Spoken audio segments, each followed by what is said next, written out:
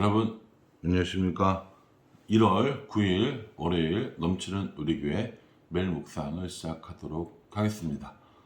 주일 잘 지내셨나요? 또 월요일날 아침 또 업무를 시작하고 공부를 시작하고 아이들이 방학을 해서 이제 아이들과 전쟁을 시작해야 될지도 모르는 시점인데 오늘 하루도 말씀으로 승리하며 모든 것들을 이겨나갈 수 있기를 간절한 마음으로 기도하겠습니다. 오늘 말씀은 어제의 말씀의 연장이라고 보시면 될 것 같아요. 어제 우리가 그 묵상하는 것에 의하면 겉으로 드러나는 부정 그리고 내면에 혹은 혼자만 알고 있는 부정에 대해서 이야기를 했다면 오늘 이 11절부터 31절까지 나오는 말씀은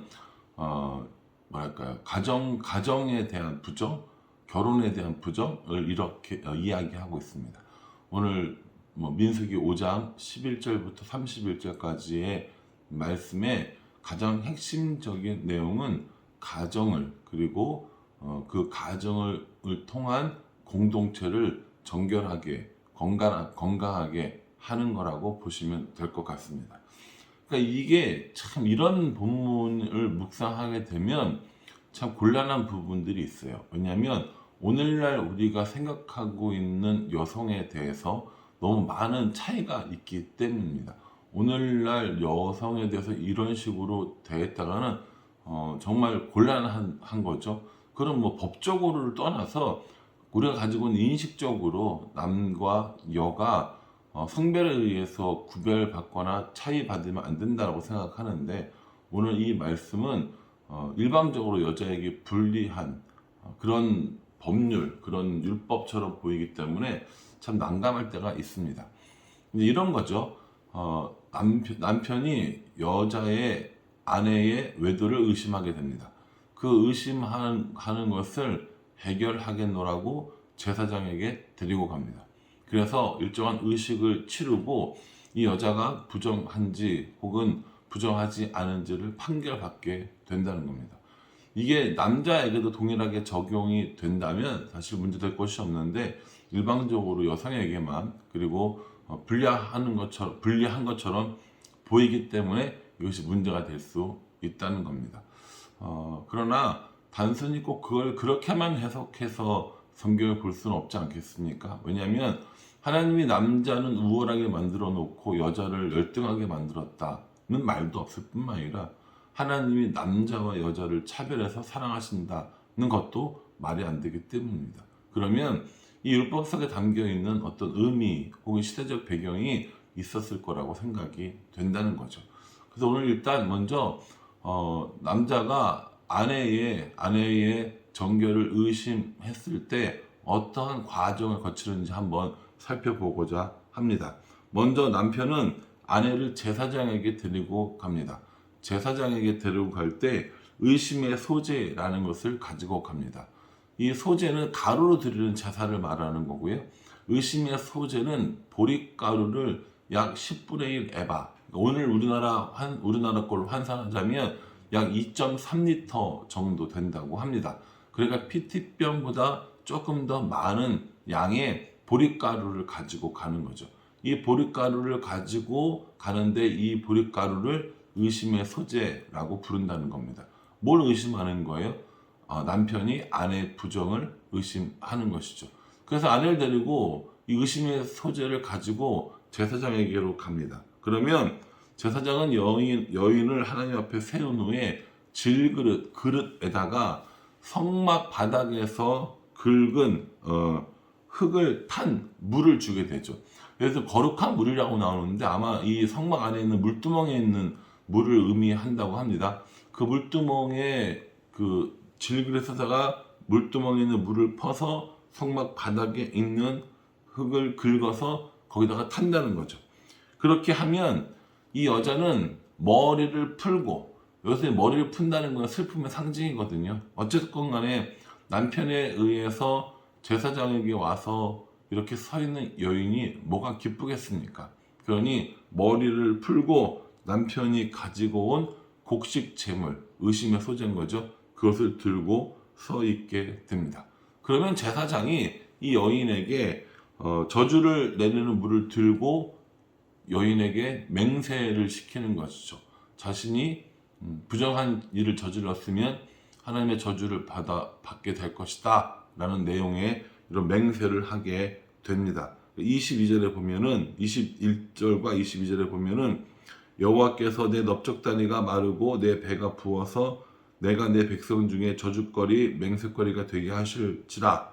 이 저주가 되게 하는 이 물이 내 창자에 들어가서 내 배를 붓게 하고 내 넓적다리를 마르게 하리라 할 것이요 여인은 아멘 아멘 할지니라 라고 이렇게 말씀하고 있습니다. 그러니까 제사장이 그 저주를 내리는 물, 다시 말해서 질그릇에 물두멍에 물을 담아서 성막에 있는 흙을 담은 그 물을 들고 여자에게 맹세하게 하는 것이죠. 내가 부정을 저질렀으면 자신이 저주를 받게 될 것이다. 이런 얘기를 하게 하는 겁니다. 그러면 여인은 뭐라고 얘기를 하냐면 아멘 아멘 하면서 대답을 하게 되어 있는 것입니다. 참 재밌는 건요. 성경에서 아멘이란 말이 제일 먼저 나오는 구절이 여기입니다. 그렇죠? 이렇게 율법을 세워가는 과정에 아멘이라는 말이 제일 먼저 나오는 구절이 오늘 우리가 읽은 민수기 본문이라는 것이죠. 어쨌든 이렇게 제사장은 저주를 내리는 물을 들고 있고 여자에게 맹세를 시킨 다음에 글로 써서 저주의 말을 글로 써서 이 그릇에다가 씻습니다. 그러면 그렇게 하는 동안에 이 제사장이 여인에게서 여인 들고 있는 이 곡식 의심의 소재를 받아다가 하나님 앞에 흔들고 제단으로 바치고 여자는 물을 마시게 됩니다. 아유 복잡하죠. 예. 이런 과정을 거치게 된다는 거죠.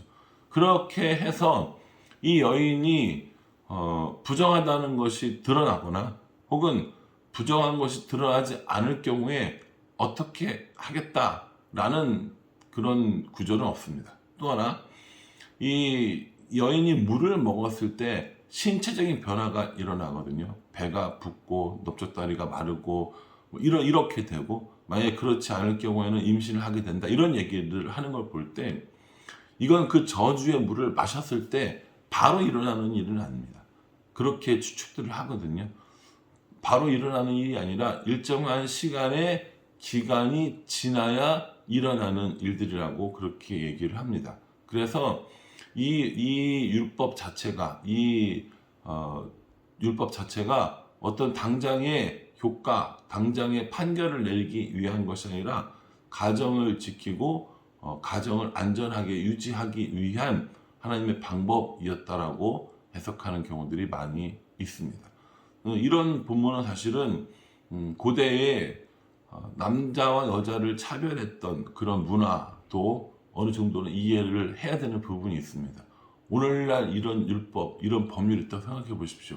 그 말이 되겠습니까? 우리들 상식으로는 말이 안 된다고 생각을 하죠. 그러나 남자와 여자를 차별했던 고대 시대의 문화, 그리고 단순히 여자만을 벌하는 것이 아니라 여자를 보호하기 위한 방법일 수도 있다라는 것들을 한번 생각해 볼 수가 있습니다. 물론 이렇게 얘기하는 것만으로도 남성 편향적이고 남성 중심적이라고 이야기할 만한 오해의 충분한 소지가 있습니다.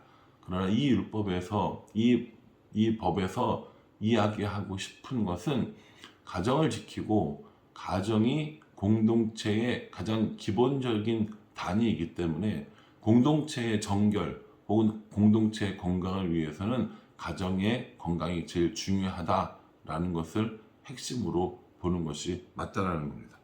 그래서 이 공동체의 부정을 방지하기 위해서 가정의 성결, 가정의 정결을 이야기하고 있는 것입니다.